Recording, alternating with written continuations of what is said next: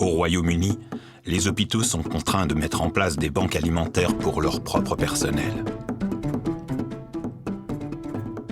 Tellement les travailleurs ont du mal à joindre les deux bouts.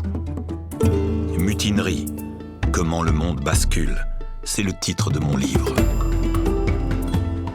Je m'appelle Peter Mertens et je crois que les gens veulent savoir, vraiment savoir, comment les rapports de force sont en train de basculer dans le monde.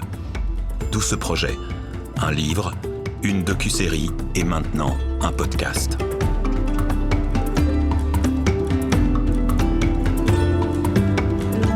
Je donne la parole à ceux qui se trouvent sur le pont inférieur du navire, au personnel infirmier et aux ouvriers du secteur automobile en grève dans le nord, mais aussi aux mineurs et aux agriculteurs dans le sud.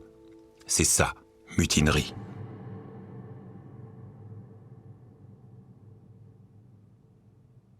Le début d'un livre est toujours difficile, mais c'est alors que Kat est entrée dans mon récit. J'entends la bouilloire de Kat qui siffle.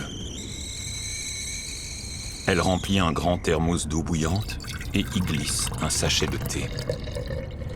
Chaque centime compte car le prix du gaz est si élevé que je préfère n'allumer le gaz qu'une seule fois et préparer un thermos pour toute la journée. Kat travaille comme infirmière dans un grand hôpital de Londres, mais elle a du mal à joindre les deux bouts chaque mois. Et elle n'est pas la seule. Et Kat dit « J'ai pris une décision importante pour moi. Je vais me lancer dans l'action sociale. » Et en fait, je ne l'ai jamais fait. Ce n'est pas en moi, je ne suis pas une gréviste, je ne suis pas comme ça, mais je ne peux pas faire autrement.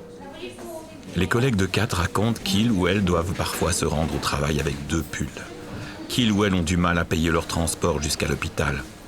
Elle connaît même des collègues qui lui ont déjà dit à la fin du mois « Je ne reviens pas travailler. Je rends un certificat médical parce que je n'ai pas d'argent pour payer le bus ou le transport. C'est insensé. » Ces personnes, comme Kat et ses collègues, ne se mettent pas seulement en action pour elles-mêmes. Elles descendent également dans la rue parce qu'elles estiment que tout le monde a droit à des soins de santé de qualité.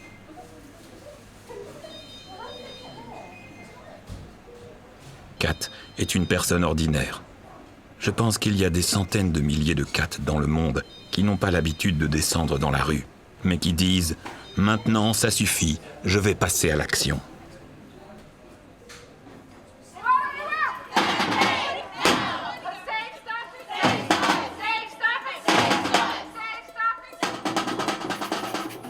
And look, I know things are difficult right now. What the unions are asking for, it's obviously unaffordable, and that's why. Nous entendons Rishi Sunak. Rishi Sunak est le Premier ministre du Royaume-Uni. Et c'est aussi un néolibéral chevronné. D'ailleurs, nous allons parler de lui dans le 2e épisode du podcast. Il estime que les revendications salariales de Kat et de ses collègues ne sont pas réalistes. Il s'agit toujours d'une question de point de vue, car il est évident que le Premier ministre britannique voit les choses différemment.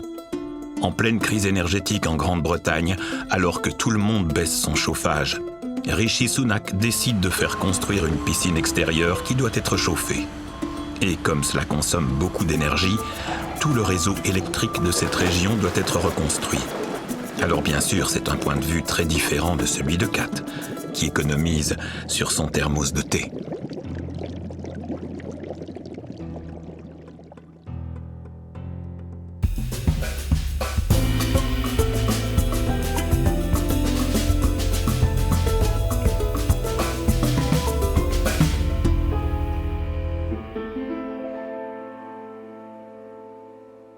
Puis, c'est le 15 décembre 2022. Kat et ses collègues entrent en action pour la première fois de leur vie. En grève. Elles se rendent sur le piquet de grève. C'est l'hiver, il fait froid. Elles se tiennent devant l'hôpital Royal Berkshire à Londres.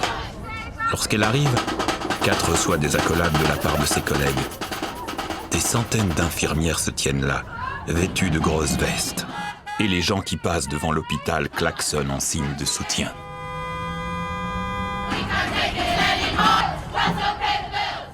Cela fait partie d'un mouvement social historique, le Summer of Discontent, l'été du mécontentement. C'est ainsi qu'on l'appelle, parce qu'il s'agit d'un mouvement non seulement dans les hôpitaux, mais aussi dans les chemins de fer et parmi les ouvriers et ouvrières du secteur des transports.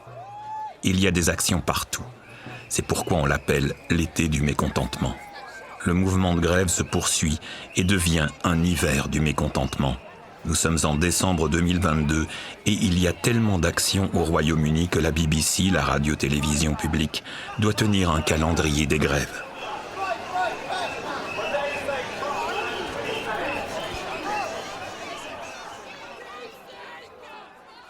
Six mois plus tard, je suis en route pour Londres. Je vais à la rencontre de Grace Blakeley. Grace Blakeley est une jeune économiste qui sait expliquer les choses difficiles de manière simple et claire. Et je trouve toujours cela impressionnant. Le courant est bien passé entre nous lors de cet entretien à Londres. Je lui explique que ma grand-mère me disait « Mon garçon, n'oublie jamais d'où tu viens ». Et elle me répond « C'est bizarre parce que mon grand-père disait exactement la même chose ». Son grand-père était mineur. Et elle s'en souvient, Grace Blakeley. Dans son explication, elle fait une analyse de classe de toute cette vague de protestations et aussi de ses causes. A lot of hospitals in the UK have been forced to set up food banks for their staff because their staff, particularly nursing staff, low-paid staff, junior doctors. Au Royaume-Uni, les hôpitaux sont contraints de mettre en place des banques alimentaires pour leur propre personnel. Tellement les travailleurs britanniques ont du mal à joindre les deux bouts. La pauvreté dans notre pays est incroyable, dit Grace, même parmi les personnes qui ont un emploi, et ce, principalement en raison de la crise du pouvoir d'achat.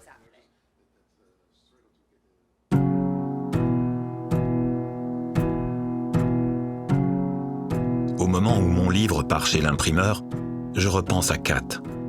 Parce que j'entends aux informations qu'au Royaume-Uni, les salaires n'ont pas augmenté depuis 20 mois déjà. Cela fait donc 20 mois que les prix augmentent, mais pas les salaires. Un peu plus tard, j'apprends qu'à l'autre bout du spectre, il y a aussi un choc, mais en sens inverse. Aujourd'hui, les 4 Britanniques les plus riches détiennent ensemble une plus grande fortune que les 20 millions de Britanniques les plus pauvres. Quoi qu'en disent certains hommes politiques et personnes très qualifiées, la classe sociale n'appartient pas au passé. Elle est plus que jamais d'actualité. C'est évident aujourd'hui en raison de la crise du pouvoir d'achat que nous ressentons tous.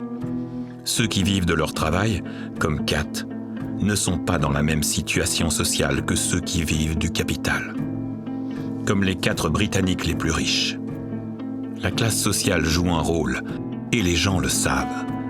Les gens le savent depuis la crise du Covid, lorsqu'ils faisaient fonctionner la société, lorsqu'ils étaient applaudis, lorsqu'ils étaient respectés. Cette conscience de classe qui s'est développée en 2020 n'a jamais disparu et est plus forte aujourd'hui que jamais. La classe travailleuse est de retour. Et cela ne va pas s'arrêter là.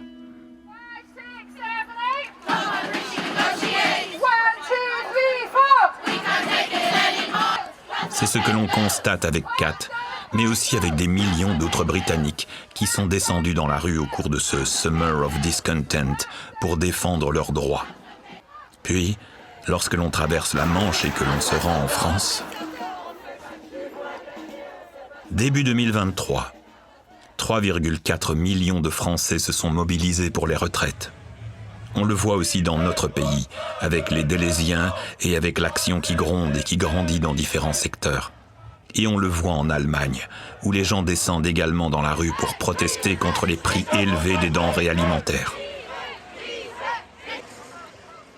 Et c'est nécessaire parce qu'à l'été 2023, écrit en tout petit dans le journal, j'ai lu un rapport sur la sécurité alimentaire en Allemagne.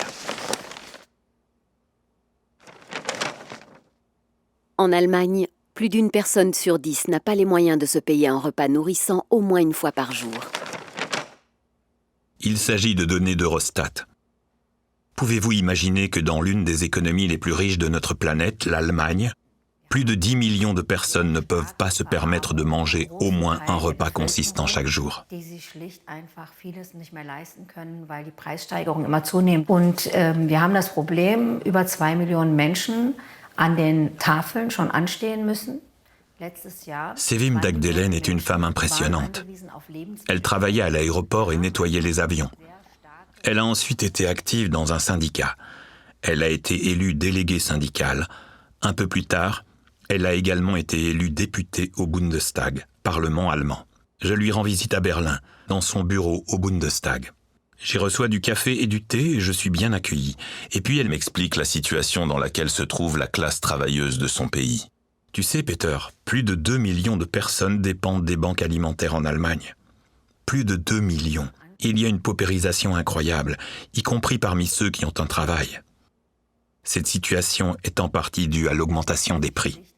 Vieles nicht mehr leisten können, weil die Preissteigerungen immer zugewiesen auf Lebensmittelspenden. Wir haben eine sehr starke Verarmung von großen Teilen der Bevölkerung, die sich schlicht einfach vieles nicht mehr leisten können, weil die Preissteigerungen immer zunehmen. Tous ceux qui s'intéressent à l'alimentation tirent aujourd'hui la sonnette d'alarme. Parce que près de la moitié de la population mondiale n'a pas les moyens de se nourrir correctement. Et si les choses continuent comme aujourd'hui, dans quelques années, 600 millions de personnes souffriront constamment de la faim. Il s'agit de chiffres énormes, incroyables. Parce que sur Terre, nous pouvons produire suffisamment de nourriture pour nourrir plus de 10 milliards de personnes. En d'autres termes, c'est le système alimentaire qui est défaillant. C'est ce que dit Olivier de Scutter. Et Olivier de Scutter est un spécialiste. Il est rapporteur spécial des Nations Unies et mène des recherches sur l'alimentation et l'extrême pauvreté. Ce n'est pas que le monde ne produit pas assez de nourriture. L'agriculture n'a jamais produit autant de calories. Mais le système alimentaire industriel donne la priorité à la demande du marché et au profit plutôt qu'aux besoins humains.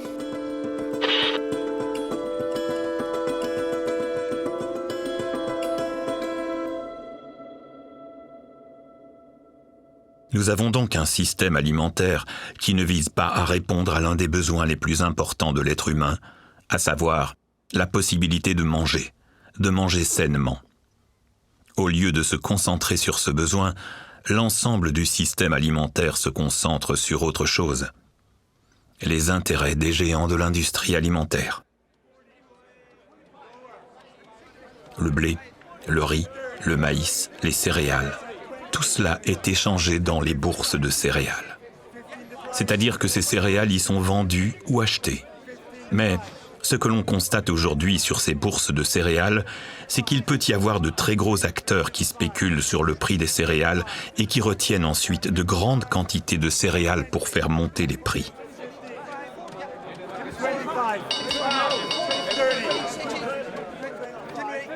On l'a vu par exemple au début de la guerre en Ukraine, lorsque la crainte d'une pénurie de céréales était très forte. Mais les céréales ne manquaient pas. Ce qui s'est passé, c'est que certains de ces spéculateurs ont laissé des cargaisons de navires en mer et ont dit à ces navires de ne pas débarquer, de rester en haute mer. À ce moment-là, tous les prix ont grimpé.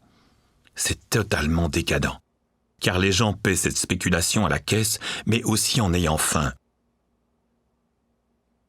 Et ce mécanisme est très bien décrit et expliqué par Olivier de Scutter, qui dit que la spéculation est une raison très importante de la hausse des prix des denrées alimentaires. Les spéculateurs ne s'intéressent pas au blé. Ce qui les intéresse, ce sont les profits à court terme. C'est pourquoi ils anticipent l'évolution des prix et parient sur l'avenir. Et comment la spéculation submerge les marchés céréaliers. Jean Ward de UI en sait quelque chose. Jean Ward est responsable d'une très grande entreprise céréalière en Wallonie, la Société coopérative agricole de la Meuse. Il se souvient très bien du début de la guerre en Ukraine. Pourquoi ? Car, dit-il, à cette époque, un grand nombre de spéculateurs se sont rués sur les bourses de céréales. C'était en fait comme des vautours qui s'abattent sur une carcasse. Les vautours sentent quelque chose arriver et fondent sur leur proie, et spéculent à la hausse ou à la baisse. Ce ne sont pas des acteurs physiques comme nous, dit Jean Ward, parce que nous avons des silos, nous avons du grain dans ces silos, et c'est notre produit, et nous en faisons commerce. Mais cela ne les intéresse pas du tout. Ils ne font pas le commerce de céréales physiques, mais de céréales de papier. Et ils le font pour maximiser les profits à court terme. Et depuis la guerre en Ukraine, j'ai vu leur pouvoir augmenter petit à petit.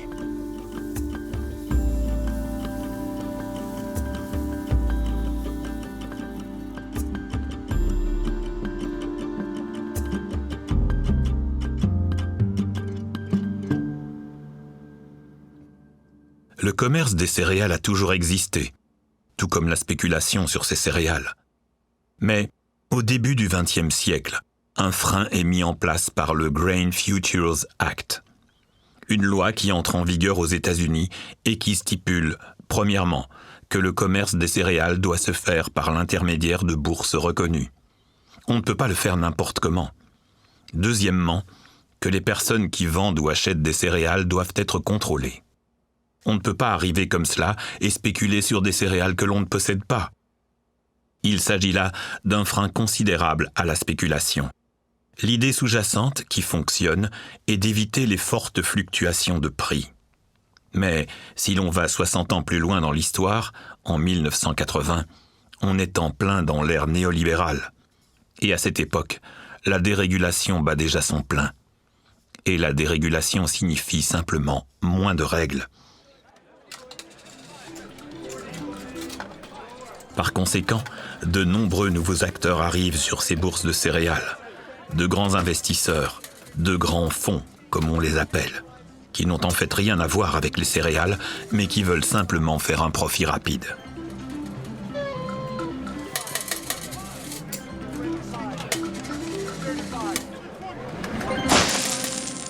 Il s'agit d'une spéculation qui entraîne à nouveau d'importantes fluctuations de prix. Et ces fluctuations de prix entraîneront de la famine dans le monde. La spéculation est donc un facteur de hausse des prix, mais ce n'est pas le seul. Le changement climatique, par exemple, joue également un rôle très important. Prenons l'exemple de l'été 2023, lorsque j'écrivais mon livre. Il faisait une chaleur torride ici en Belgique. Mes doigts restaient collés à mon cahier et de temps en temps je me rendais le long de l'Escaut pour me rafraîchir un peu. Il a fait chaud non seulement en Belgique mais aussi dans le sud de l'Europe. Prenez la récolte des olives. Celle-ci était complètement fichue à cause des oliviers endommagés par la chaleur. Au supermarché, l'huile d'olive est devenue beaucoup plus chère pour tout le monde. C'est aussi le cas pour la production de riz. En Italie, par exemple, la production de riz a été détruite à cause de la chaleur. L'Inde, un pays producteur de riz extrêmement important, a vu toutes ses récoltes de riz être détruites en raison des fortes pluies de la mousson. Il a plu pendant des jours et des jours. En Argentine, l'état d'urgence a même été déclaré en raison de l'extrême sécheresse.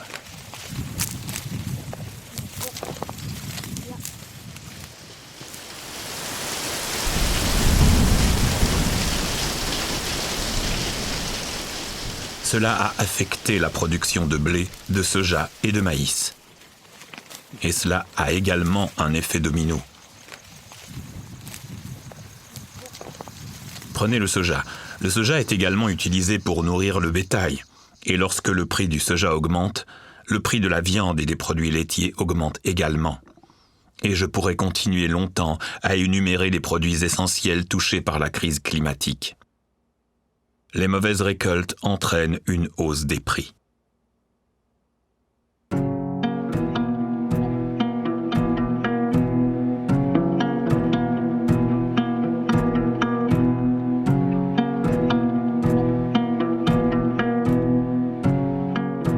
La crise climatique augmente le prix des denrées alimentaires, tout comme la spéculation, mais ce n'est pas tout. Notre alimentation est également de moins en moins diversifiée. Et Dan Saladino, journaliste de la BBC spécialisé dans le climat, peut en parler avec beaucoup de passion. Il parle de cette fausse idée que nous avons, qu'il y a beaucoup de diversité dans les supermarchés. Ce n'est pas le cas, dit-il. Selon lui, nous pouvons acheter toutes sortes de boissons et de sushis où et quand nous le voulons. Mais ce que nous achetons et mangeons est de plus en plus similaire dans le monde entier. Aujourd'hui, à peine 4 entreprises contrôlent l'ensemble de la chaîne alimentaire. Des céréales dans les champs aux produits dans les rayons des magasins. L'une d'entre elles est Cargill. Il y a de fortes chances que ce nom ne vous dise rien, mais il y a tout autant de chances que des produits Cargill se trouvent dans votre caddie. En effet, Cargill produit à peu près tout. Du pain, de la margarine, de la confiture, du lait pour bébé et j'en passe. À ce titre, Cargill est le plus grand commerçant et producteur de produits agroalimentaires au monde. Nous sommes la farine de votre pain, le blé de vos pâtes et le maïs de votre tortilla. C'est le slogan de leur entreprise, mais il ferait mieux d'ajouter une phrase supplémentaire. Nous sommes surtout le trou dans votre portefeuille. Depuis son siège dans le Minnesota aux États-Unis, Cargill contrôle l'ensemble du marché mondial. Ils ont divisé le globe en zones de production. L'huile de palme en Indonésie, l'huile de tournesol en France, les céréales en Ukraine, le cacao en Côte d'Ivoire et le sucre et le soja au Brésil. Et si vous allez au Brésil, dans les États du Pará et du Mato Grosso, au cœur de l'Amazonie, vous verrez à quel point Cargill a changé le paysage. Sans jambes de bois ni cache-œil, les pirates du soja de Cargill se promènent dans la forêt. En effet, on voyait autrefois des paysans au milieu de la forêt avec un petit lopin de terre sur lequel ils cultivaient des cassaves, des poivrons ou des haricots. Mais aujourd'hui, ces lopins de terre ont tous été engloutis par Cargill.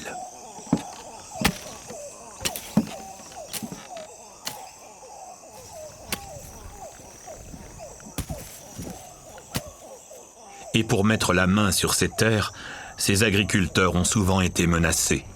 Leurs maisons ont été incendiées. Pour les agriculteurs, le soja est donc devenu une culture de la mort plutôt qu'une culture de la vie.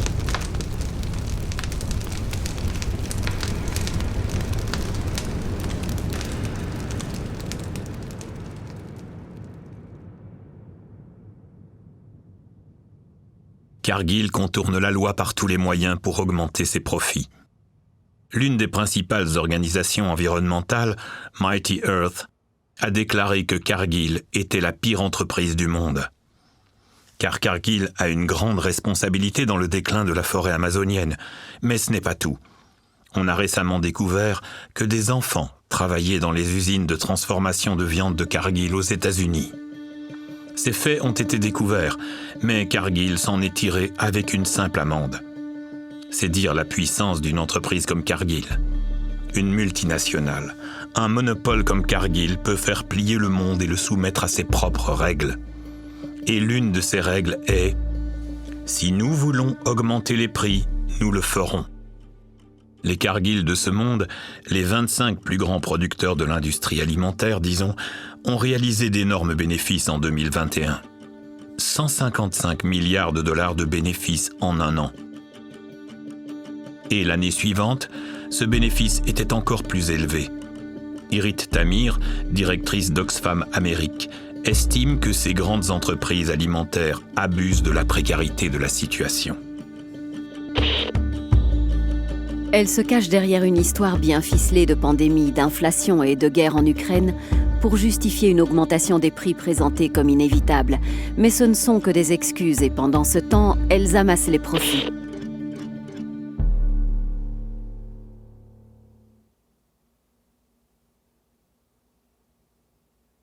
Il n'y a pas que les géants de l'alimentation et les chaînes de supermarchés qui imposent des prix élevés. Les multinationales de l'énergie et les compagnies pétrolières le font aussi, surtout en 2022. Dans le secteur pétrolier, elles sont 5. Les Big Five du pétrole, ExxonMobil, Shell, Total Energy, Chevron et BP, à contrôler l'ensemble du marché pétrolier. Elles contrôlent le raffinage du pétrole et fixent les prix sur le marché. Des prix de monopole. Ces entreprises ont réalisé des bénéfices historiques au cours des 5 dernières années. Mais ce qui s'est passé en 2022, c'est du jamais vu. À L5, elles ont réalisé 200 milliards de dollars de bénéfices en un an. Et je repense à l'Euracat, qui a juste assez d'argent pour mettre une bouilloire d'eau par jour sur sa gazinière.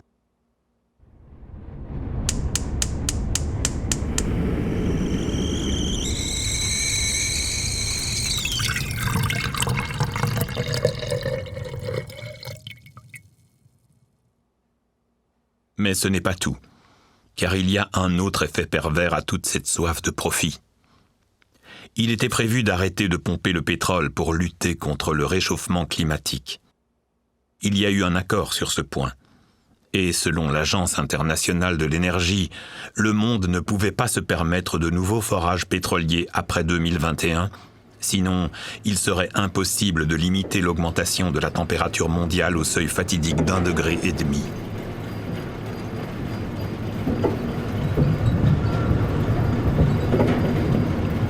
Et que pensez-vous que les grands actionnaires des grandes compagnies pétrolières font aujourd'hui ?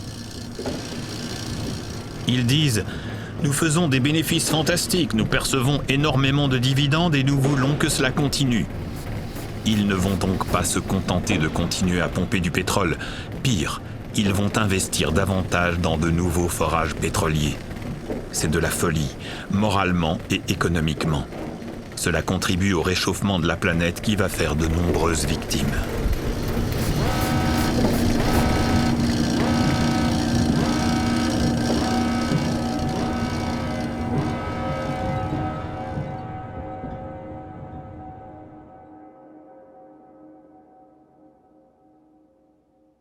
Quand on regarde par exemple ce qui s'est passé en 2022, on sait ce que signifie le dérèglement climatique.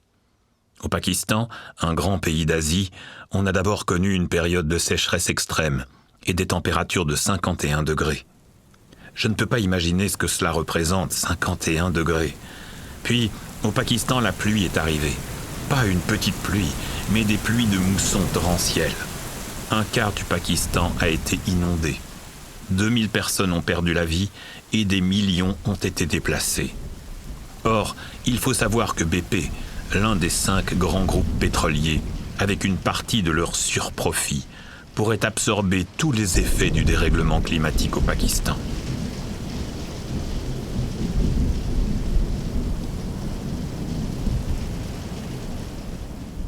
Le choix est donc le suivant.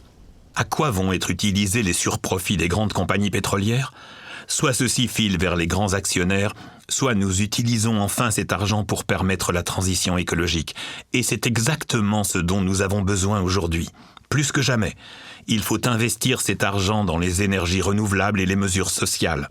Alors oui, on peut le dire, Big Oil est mauvais pour votre portefeuille. Mais il faut aussi dire Big Oil catastrophique pour le climat. Nous avons donc constaté que les prix ont augmenté en raison de la spéculation du changement climatique et des prix monopolistiques. Telles sont les 3 principales raisons de ces hausses de prix. Pourtant, on entend souvent d'autres explications au journal télévisé. On entend alors une série de politiciens dire que c'est à cause des salaires. Et ils ont aussi inventé une fameuse expression pour cela, la spirale prix-salaire. Mais c'est très bizarre, car les salaires ont baissé partout. Les salaires sont au plus bas. Dans notre pays aussi, les salaires ont baissé. Et je ne suis pas le seul à le dire. La Banque nationale de Belgique a également calculé que nos salaires ont baissé de 1,8% en 2021 et de plus de 2% en 2022. Comment des salaires qui baissent peuvent-ils faire monter les prix ? Il faudrait qu'on m'explique cela. En écrivant mon livre, je suis tombé sur un rapport incroyablement intéressant du FMI. Le Fonds monétaire international. Ce n'est vraiment pas une église de gauche. Il s'agit d'une institution néolibérale traditionnelle, mais ils effectuent également de nombreux travaux de recherche. Un certain nombre de jeunes économistes se sont réunis et ont commencé à étudier l'histoire pour voir dans quelles circonstances une telle spirale prix-salaire s'était produite. Ils ont procédé de manière très minutieuse, en compilant des données provenant de plus de 31 pays et en juxtaposant toutes les données sur les prix et les salaires pour une période allant de 1960 à 2021. Et qu'ont-ils observé ?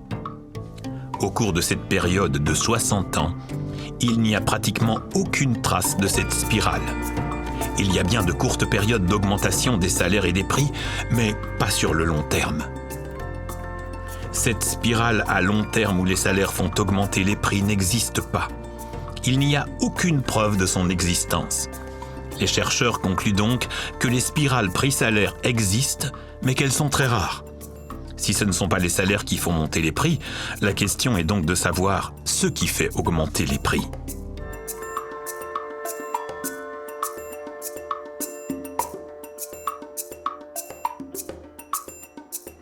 Et c'est là que Grace Blakeley, la jeune économiste londonienne, a une réponse.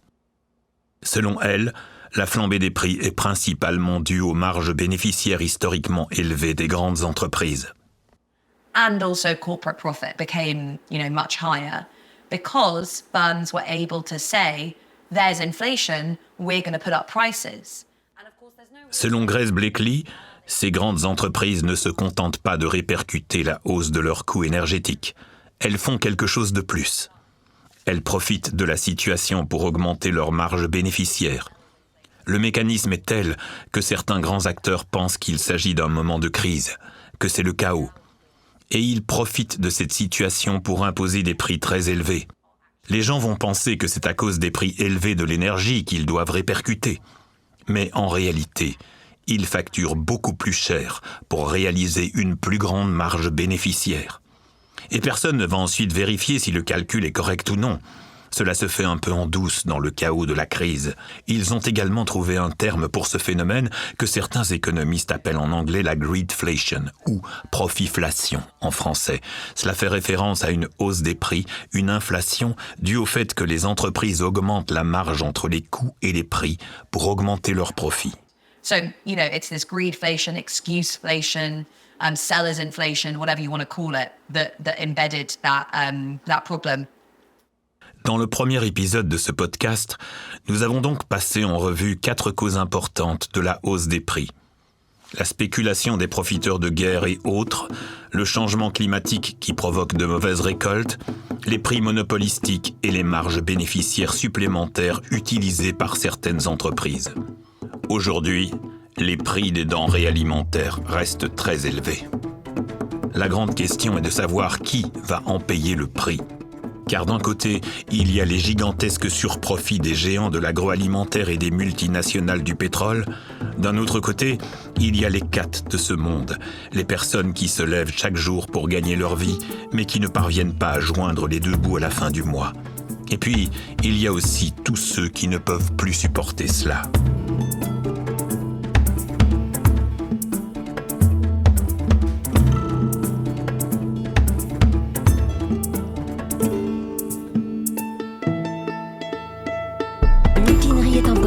De Facto, le média marxiste créé par le PTB. Vous vous demandez comment le monde tourne vraiment? Alors suivez-nous sur nos différents canaux. Vous pouvez nous trouver sur facto.be, sur les réseaux sociaux, sur YouTube et sur votre plateforme de podcast préférée. Facto, comprendre le monde pour le changer.